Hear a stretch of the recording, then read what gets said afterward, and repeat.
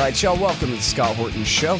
I am the director of the Libertarian Institute, editorial director of antiwar.com, author of the book Fool's Errand, Time to End the War in Afghanistan, and I've recorded more than 5,000 interviews going back to 2003, all of which are available at scotthorton.org. You can also sign up for the podcast feed. The full archive is also available at youtube.com/Scott Horton Show. Okay, guys, on the line, I've got the great Eli Clifton. He is a founding member of the Quincy Institute for Responsible Statecraft, and he has these two very important articles that I beseech you to go and look at. They're both in the archives, the viewpoints there at antiwar.com as well. The first is, amid coronavirus outbreak, Trump-aligned pressure group pushes to stop medicine sales to Iran. The next one is, collective punishment has always been the stated goal of Iran sanctions hawks. And before I say welcome, one more headline from this morning, the top of the page on antiwar.com, recorded here today, March the 26th. U.S. imposes more new sanctions against Iran. Welcome back to the show. How you doing, Eli? I'm doing well. Thanks so much for having me again. I'm so happy to have you here, and you do such great work, and I am so grateful for it. Please, could you describe for the people what is the shape of the U.S. sanctions regime against the state of Iran? Well, what's so surprising is over the past week, we've actually seen new sanctions be imposed upon Iran, even as many of the United States' European allies are talking about that now might be a time to actually suspend or roll back the sanctions, given that coronavirus has been ravaging Iran at a level that pretty much exceeds most other countries in the world. And the sanctions regime that's been imposed on Iran has, according to a lot of experts, played a direct or indirect role in the shortages of medical supplies facing Iran. Now, what is so surprising, as I was just saying, is that the United States now sort of stands alone in terms of wanting to ratchet up sanctions. And the arguments for doing so, which are made by people like Mike Pompeo, the Secretary of State, and others who have been supportive of this, at least over the past week, has been that, the fact that Iran is ill prepared to handle the public health crisis that's facing not just Iran, but obviously these have spillover effects to the rest of the world, is rooted in the fact that the government in Iran has fundamentally misspent the money that it has diverted resources away from public health, and has not as a result of the sanctions, but as a result of their own corruption, taken resources that were available through the humanitarian channels of the existing sanctions and routed them away from the humanitarian purposes that they were supposed to be utilized for. Now, that's a pretty limited interpretation of it, because most other folks are saying actually the humanitarian channels from the existing sanctions regime were insufficient as they already stood, and certainly insufficient to get the resources necessary into Iran right now. So there's a clear disconnect between the sanctions hawks, who right now are saying that more sanctions actually won't hurt the Iranians and certainly will not hurt Iran's ability to respond to coronavirus, versus the rest of the world at this point that's saying, you know what, this has had a detrimental effect on Iran's ability to purchase medical supplies and medicine, and certainly new sanctions will further hamper Iran's ability to do so. Mm-hmm. All right, well, so channeling Pompeo and his minions here, you're just crazy because we don't have any sanctions on medicine. Why, that would be cruel and wrong. We would never do such a thing, Eli. So what's the discrepancy here? Well, there's a couple things. One is just that the nature of the sanctions themselves, where you're increasingly sanctioning financial entities and banks that handle a variety of financial transactions in and out of Iran. Now, admittedly, I'm sure in many cases, these institutions are engaged in activities that are sanctionable. But you can only sanction so many financial entities and banks and other outfits that are engaged in various forms of foreign trade with Iran or inside or in and out of Iran, before that starts to impact other forms of trade that are not sanctionable. So it's pretty hard to target this onto one form of, I just want to sanction the IRGC, or I just want to sanction Iran's ability to buy equipment that might be used in their nuclear program. Well, a lot of the entities that are engaged in such trade are involved in a variety of trades, some perhaps as broad as all forms of trade in and out of Iran. So it's pretty hard to micro-target onto that. So that's sort of where I would point to as being one of the problematic aspects about talking about, we're just going to have sanctions that don't target humanitarian needs in Iran, is that it's pretty difficult, if not impossible, to do so. Mm-hmm. But there's another piece of this, which is the pressure campaigns that have been handled not as a component of the sanctions, but on top of that. And there's a group called United Against Nuclear Iran. It's based here in New York. It's pretty shady about who's behind it. It would appear that there's at least there's strong evidence that there's UAE and Saudi Arabia are funders of it. And they have actually had this ongoing thing called their Iran Business Registry that lists with the explicit purpose of trying to pressure companies who are engaged in trade with Iran to cease their trade with Iran. Now, in some cases, these companies are engaged in it would appear, in trade that might violate sanctions. But in other cases, there are companies on this list that actually were engaged, that wound up on the list because they weren't just engaged in legal trade with Iran. They had actually gone out of their way to go to the Treasury Department and get licenses to engage in various forms of humanitarian trade with Iran, specifically for the purpose of selling medicine and medical equipment over the past 10 years or so. And on that list are some of the biggest pharmaceutical companies in the United States and Europe. So United Against Nuclear Iran, and this is a place that John Bolton has been associated with. This is a place that Mike Pompeo, I believe, has spoken twice now during their annual summits. Very close ties to the Trump administration, and they've been engaged in an ongoing pressure campaign to get the pharmaceutical and medical supply companies that engage in legal trade, not just legal, but actually trade that the U.S. government has gone out of their way to say is legal, to cease that trade. Man, and then they really do brag about it and talk about it that the regular Joes, the civilians of Iran are suffering, and that's good for us. That helps weaken the government. Maybe we can push it over now. That's right. And I think what's so interesting, so I was talking earlier about, well, how have the new round of sanctions that have been introduced been discussed? And they're being very careful about how sanctions hawks and Pompeo, sanctions hawks both inside and outside of the Trump administration, talk about it. And they say, well, this isn't going to impact your average Iranian. This is, focusing on the elites. This is focusing on financial channels that are used by IRGC. And that's their language for the past week. But when you really go back and look at what these people have been saying and how they justify and how they see the role of sanctions being used, when you look at what they've said over the past decade, their views on exactly how sanctions are supposed to work is pretty clear. And it's that they are advocating collective punishment. They are advocating for various forms of shortages that will affect the general public. And it's their belief that if you impose these hardships on the Iranian people, that they will eventually turn on their own government. And time again, you can see them talking about this, even going so far as joking about food shortages. Whether or not that's an effective strategy, they should at least own that that's right. The strategy they've been advocating, and they've openly said that is their strategy. And the way that you would measure the success of sanctions is whether the entire financial system in Iran is on the verge of collapse, is whether there are various shortages of consumer goods, and whether the general public is feeling the pressure of the sanctions. So that has been their stated strategy and purpose for the sanctions they've advocated for quite a long time. And over the past week, and since coronavirus has come in, they've tried to retool that a little, because they suddenly know that what seemed like more harmless forms of collective punishment, such as joking about chicken shortages, or that people cannot afford chickens, is now taking a darker turn with coronavirus, where even if you don't care about what happens happens to the average Iranian or to all of Iran, you and I and everyone else knows that any country that is unable to combat this massive public health crisis,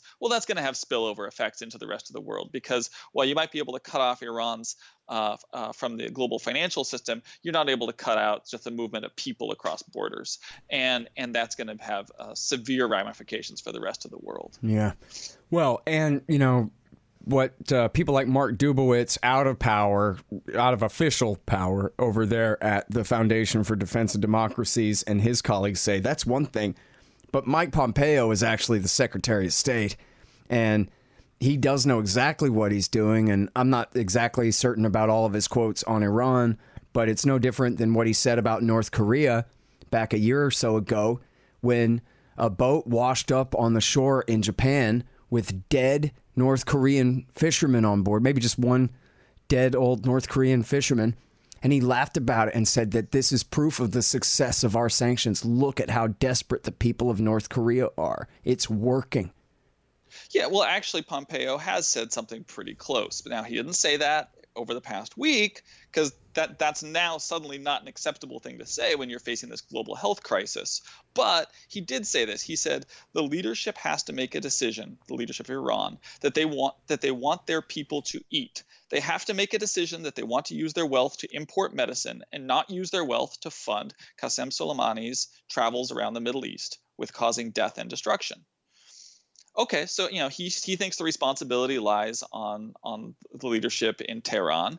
That's a perspective, but let's be clear here that he is believing that there is a strategy based on collective punishment, in this case around denying people food, or the threat of denying people food, that can make Iran change its behavior. That has been the strategy. That is the maximum pressure strategy that gets touted and talked about. And the ramifications of it only now, I think, with coronavirus, are we seeing is that it's creating a really untenable collective punishment on the Iranian people. And again, actually stoking a public health crisis that could impact the rest of the world. Yeah. So a couple of things there. That this guy is known, I guess, notoriously as some sort of extreme born-again Christian. And so maybe that works in terms of identity and whose side are you on. It's the born-again millennialist Zionists, in league with Israel against Israel's enemies. Even though there's 50,000 Jews live in Iran, and that kind of thing. But anyway, and all of this in absolute defiance of Jesus's actual teachings. And anyone who thinks that it's a Christian thing to deliberately murder innocent people, to starve and to expose to disease innocent people as a way to get through to their government, well, that's the definition of terrorism. I mean, and I think it's really interesting that you point to that, because his spiritual mentor of sorts, Ralph Drollinger of Capital Ministries, who now does Bible studies for a lot of the cabinet of the Trump administration, has been pretty outspoken about talking about really sort of crude Islamophobic portrayals of people in the Middle East, essentially painting them all as terrorists. And it's very interesting that relationship with Pompeo goes back to when Pompeo was actually in the House. So he's actually had that longstanding relationship with Drollinger that even members of the Trump administration's cabinet have only developed over the past 2 or 3 years. Pompeo and Drollinger go back at least several years further. Mm-hmm. And it's also worth pointing out, too, that when they're complaining about Iran spreading terrorism throughout the region, they're talking about the IRGC, the Quds Force, helping. I guess the Quds Force is a subset of the IRGC. They're responsible for helping the Assad government in Syria and the Abadi government in Iraq to defeat the Islamic State, led by Abu Bakr al-Baghdadi, the Islamic State of Iraq, which was just Al-Qaeda in Iraq, Zarqawi's group that had been loyal to Osama bin Laden until America killed him, and then they ended up breaking away from Zawahiri's rule in 2013, and yet are still essentially bin Ladenites. And in fact, Baghdadi invoked the authority of the martyred bin Laden for his own claim to the caliphate and all of that. And America was fighting just like in Iraq War II, in Iraq War III, fighting essentially side by side, providing air cover, and with our MARSOC, Marine Special Operations guys on the ground, helping these guys kick the Islamic State, destroy the Islamic State that had conquered Western Iraq in 2014. There's still the enemy in Syria, but at least on the Iraqi side of the line, they're America's allies in fighting the Bin Ladenites. It wasn't Iran that knocked our towers down. It was the Bin Ladenites that knocked our towers down, and it was the Iranians who were killing them for us. And you can even take that forward to the assassination of Qasem Soleimani, who, regardless of how one feels about the guy, you have to at least be willing to acknowledge that he probably was responsible for killing more members of ISIS than anyone else in the world. Yep. So there's this incredibly short-sighted foreign policy that I think we're seeing play out with the Trump administration, where, it's nearly sort of cartoonish level of understanding of, Qasem Soleimani, bad guy, so we go kill him. Okay. That doesn't really take into account exactly the history or the complexities of what you've just described. Mm-hmm. Well, and you have a quote in here too, where I guess it's Dubowitz or one of these guys was talking about, well, yeah, it is okay to, here it is, quote, "It's okay to take the food." Listen to this. This is Senator Mark Kirk, a senator. "It's okay to take the food out of the mouths of the citizens from a government that's plotting an attack directly on American soil," which is a made-up lie of an excuse to justify killing civilians. That's right. And Kirk now serves on the board of United Against Nuclear Iran, and his foreign policy advisor, Richard Goldberg, who went on to join FDD, Foundation for Defense of Democracies, where he promoted military attacks against Iran. And then he went to work in Trump's National Security Council, which was a really weird arrangement where Goldberg had his salary and travel expenses paid for by the Foundation for Defense of Democracies while working inside the National Security Council. Unbelievable. And then, where he advocated for expanded sanctions against Iran. Right. And, so there may be people who they're racking their brain and they're trying to figure out what could he possibly be referring to in terms of a threat of an Iranian attack on American soil. And the only one that anyone could come up with is the completely fake hoax of a plot against the Saudi ambassador to the United States, who was supposedly to be assassinated at a restaurant in Georgetown, when it turned out that the whole thing was completely fake. And it was some bumbling idiot used car salesman from Corpus Christi who'd been caught on the phone with the Iranians planning possibly some kind of drug deal. And they just spun it into this whole thing. And when that story came out in, I'm going to say 2013 or something like that, I'm not sure, somewhere around there. I think it was further back. I think it was like 2011 or so. The beginning of the last decade there. And then, but there were 6 former CIA officers who came out within a week and said, "This is a lie. Don't believe it for a minute." It was Phil Giraldi, Ray McGovern, Ray Close, Flint Leverett, Robert Baer, who is horrible and loves blaming Iran. He even blamed Iran for 9/11, Robert Baer, and he said that this is a total hoax. And there's one more name I'm leaving off the list. But you know that a terrorist plot against the Saudi ambassador in America is fake when 6 former CIA officers immediately come out and debunk it and say it's a damned lie. I mean, one of the most remarkable things, to go back to sort of how you summarized that entire supposed assassination attempt, was this idea that the IRGC that we see built up is into this, this force that of course is monolithic, but also it's everywhere. It has global tentacles. If you listen to Iran hawks and sanctions hawks talk about, what the IRGC can do and how they're everywhere, and then to assassinate the Saudi ambassador, their plan was to work with this guy was a total nut job. Corpus Christi, Iranian American used car salesman. That's the best they can come up with, supposedly.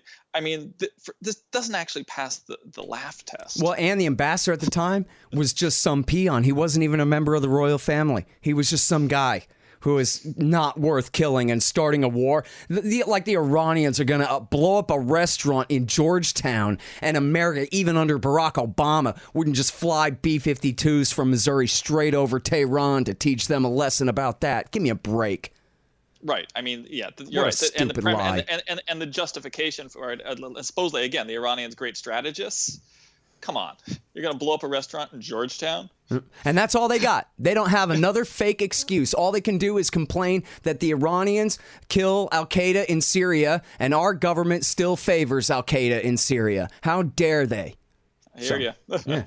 Well, now, when ISIS broke off, that's bad. But Jabhat al-Nusra, a.k.a. Hayat Tahrir al-Sham, under the control of Abu Muhammad al-Jolani, the blood oath sworn loyal servant of Ayman al-Zawahiri, the butcher of New York City, no, they're still fine. In fact, Donald Trump to this day is telling the Syrian government and Hezbollah and Russia that they better stop attacking our al-Qaeda allies in the Idlib province. That's current day up to this month, Eli. Absolutely. I mean, I think what so much of this reveals is that while it's not a well-justified or thought-out strategy, what we are talking about here, through the sanctions, through the attack on Qasem Soleimani, is an attempt at essentially as much of an outright war on Iran as they can possibly engage in without actually engaging in something that could spill over into being an actual war against Iran. And if imposing a collective punishment on the Iranian people with some justification that maybe that will lead to regime instability, which it doesn't seem like it's really done, then they'll pursue that. If it means assassinating military leadership of the IRGC, which I know they'll say is not the Iranian military, in Baghdad, then they'll do that. Yep. And I think what we see is actually a very interesting tension here, which is that Trump himself, I think, actively is very clear, in my understanding, probably, that he does not want to have a war with Iran. Right. However, he has surrounded himself with people who do want that. So they're trying to essentially find what is that middle ground? What does that compromise space look like? And it's essentially driving up to exactly the point where it might turn into an actual shooting war, and sort of standing at the precipice of that, mm-hmm. which is obviously an extremely dangerous place to be in, especially when there's all sorts of externalities here that could push you over the edge, even if you didn't intend to. Right. And I think we've seen that with the escalating, over the last summer, the escalating tensions with Iran, the shoot down of the American drone, the attack on obviously on Soleimani, the attack on the military base in Iraq. There's obviously a cycle of escalation here, and to pretend that you can control that and really regulate it in a careful and conservative way is probably a very dangerous fool's errand. Yeah, man. And, this week was it this week or last week? It was reported, I guess earlier this week, it was reported that after the recent rocket attacks in Iraq, which we're going to be talking with Reese Ehrlich later in the day about that, but in response to that, Pompeo, and I'm sorry, I'm blanking on the name of his, was it Grinnell, the guy that worked under him, that they were proposing strikes on Iran, and Trump shot them down. And in fact, the Secretary of Defense and the Chairman of the Joint Chiefs of Staff agreed with the president, no, we're not going to do that, especially not in the middle of a pandemic, because it would obviously make us clearly the bad guys to bomb Iran when they are one of the very hardest hit countries by the coronavirus right now.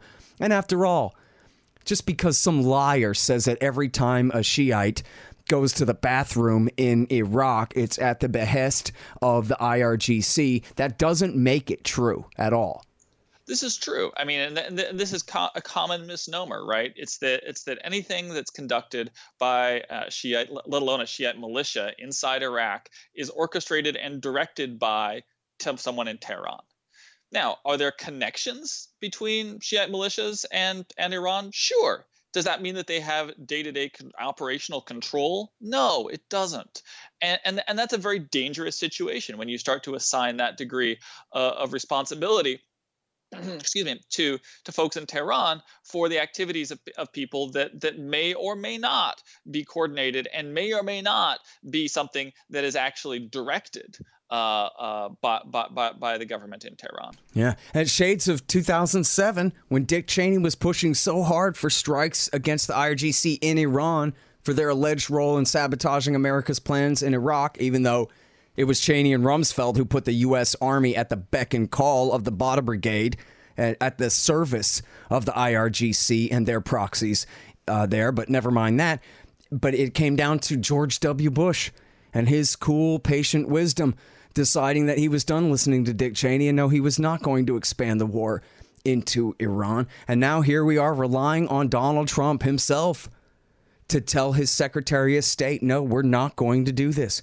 This is a guy who could change his mind on a dime because of why his knee itches or something and turn around, do something else. Well, that's right. And I think that what's so scary here is that, all right, so far Trump has resisted the ongoing efforts to push him into what could very well snowball into an actual war with Iran. But what I find the most concerning is the fact that it just keeps happening. That he doesn't replace these people. These people are not such as Pompeo, such as Grinnell, are not cast aside. You don't get the sense that they've lost their influence. It's just, well, they lost this round. But what you do see is that they keep coming back. They keep making further attempts, and we keep seeing the United States bringing itself up to the brink of perhaps being in a situation that we might not be able to control the outcome to. Yeah. So it's the fact that there's no learning going on here. There's no evolution of this process. We just keep staying at the very edge of this turning into something far more dangerous. And even as you pointed out, we have the coronavirus, which is really occupying the concerns of most people in the world right now. That still hasn't stopped them. They still haven't put this on the back burner. They haven't put maximum pressure on the back burner. And maximum pressure in and of itself is designed to bring Iran to a point where the government feels they have no other options than to give in to the U.S. demands. But I think we all know that that's only one of the possible outcomes of how it may pressure and force the Iranian government to act. Yeah. They also may act out in ways that are actually fundamentally more dangerous as a result. Well, and they talk about every time there's some protests in Tehran, like, oh, look, it's the fall of the regime. But right. You know what? Even if the protest movement got so bad that the current Ayatollah and president had to step down, that still would not even begin to imply the fall of their entire, constitutional system, or however it's set up there, their Islamic Republic, as they call it there, any more than if, Donald Trump and Mike Pompeo and Mike Pence were all forced to resign. That wouldn't mean the end of the Constitution. That wouldn't mean the fall of the American state. It would just mean, a few top personnel replaced. There really is no reason to believe, is there, Eli, that the actual regime in Tehran is in any way susceptible to overthrow right now from within? Of course not. Nor are you guaranteed that, regardless of what degree of change could occur, that it would be that it would produce an Iranian government that would be friendlier to the United States and U.S. allies in the region. There's no guarantee of that. Right. And in fact, what's the opposite of that? Right. Whenever they say the policy is meant to achieve this, you look at the opposite, and we know from the crippling sanctions era under Barack Obama before the Iran deal of 2015, that the more they clamped down, the stronger the radical right in Iran got, and particularly the IRGC and the Quds Force, because when it's illegal to sell oil, guess who are the only people who can break the law and get away with it? The Special Operations Brigade. And so they're the ones consolidating. They and their cronies get to consolidate power over what little of the economy is still operating. Right. And remember and everyone who was a separate power faction, any powerful business leaders who were outside of that group, well, they all go bankrupt. All of their power ends up being much more limited in response too. Well, and let's also look at this in terms of not just the scenario of the resignation of high level leadership. Let's look at it just in a more day-to-day political context in Iran. That you have a leader like Rouhani, you have a foreign minister like Javad Zarif, and they've been severely debilitated, right, weakened internally, because they stuck their necks out for the Iran deal. Mm-hmm. They said, we have an opportunity to actually have a better relationship with the United States. We're going to have to give a little to get a little. And now the hardliners have been emboldened. The critics of the Iran deal have been emboldened because they always said the United States simply can't be trusted. It can't keep its word. And Zarif and Rouhani said, well, but I think that we have an agreement here that will be upheld. They're in a tough spot. So if your goal was to try to moderate the so-called regime in Iran, probably abrogating from the Iran deal and imposing maximum pressure sanctions, even while the IAEA says that Iran has still not made the decision to pursue a nuclear weapon, is a pretty egregious strategy to pursue, unless what you're actually pursuing is not to moderate Iran or to ensure that Iran doesn't develop a nuclear weapon, because the JCPOA was probably the best shot at achieving that. If your goal is actually to try to stoke the environment for an actual war. Right. As ever, the moderates are the enemy, and the worse the extremists can be empowered in Iran, the better for the war hawks here to say, see, I told you so, what terrorists these guys are, etc. Absolutely. Yeah. Absolutely. Hey guys, just real quick, if you listen to the interviews only feed at the Institute or at scotthorton.org, I just want to make sure you know that I do a Q&A show from time to time at scotthorton.org/show, the old whole show feed. And so if you like that kind of thing, check that out there. Hey guys, here's how to support this show. You can donate in various amounts at scotthorton.org/donate. We've got some great kickbacks for you there. Shop Amazon.com by way of my link at scotthorton.org. Leave a good review for the show at iTunes and Stitcher. Tell a friend, I don't know. Oh yeah, and buy my books, Fool's Errand, Time to End the War in Afghanistan, and The Great Ron Paul, The Scott Horton Show Interviews 2004 through 2019. And thanks. Hey guys, check out Listen and Think audiobooks. They're at listenandthink.com and of course on audible.com. And they feature my book, Fool's Errand, Time to End the War in Afghanistan, as well as brand new out Inside Syria by our friend Reese Ehrlich, and a lot of other great books, mostly by libertarians there. Reese might be one exception, but essentially they're all libertarian audiobooks. And here's how you can get a lifetime subscription to Listen and Think audiobooks. Just donate $100 to The Scott Horton Show at scotthorton.org/donate. All right, so one last question for you. What's the role of Moneybags Sheldon Adelson in all of this, Eli? Well, Sheldon Adelson, at least in the past, has been a funder of the Foundation for Democracies. He has been a funder of United Against Nuclear Iran. Whether he's been an ongoing funder is a point of some question. Foundation for Defense of Democracies has said that Adelson is no longer a funder, at least in recent years. And Sheldon Adelson is the biggest funder of Donald Trump's presidential campaign in 2016, and the biggest funder of the Republican Party writ large. And this all matters because Sheldon Adelson has been quite clear about what his priorities are and what his views are on Iran and on foreign policy matters. And on Iran, he has said that he thought an effective negotiating strategy to get Iran to give up its nuclear program would be to drop a nuclear weapon in the Iranian desert, as he put it, and say that the second one is going to fall on Tehran. And how that isn't basically advocating a war crime. It's certainly advocating collective punishment.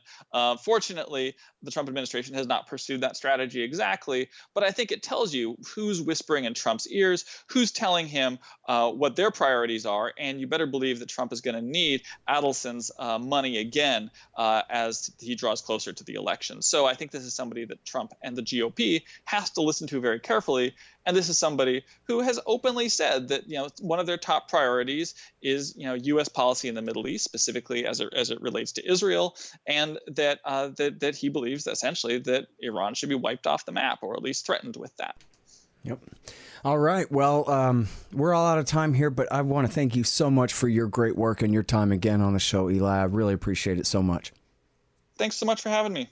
All right, you guys, that is the great Eli Clifton, founding partner over there at the Quincy Institute for Responsible Statecraft. That's responsiblestatecraft.org.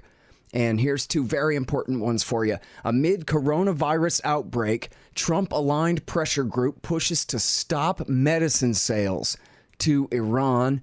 And here's the follow-up. Collective punishment has always been the stated goal of Iran sanctions hawks. The Scott Horton Show, Anti-War Radio, can be heard on KPFK 90.7 FM in LA, APSradio.com, antiwar.com, scotthorton.org, and libertarianinstitute.org.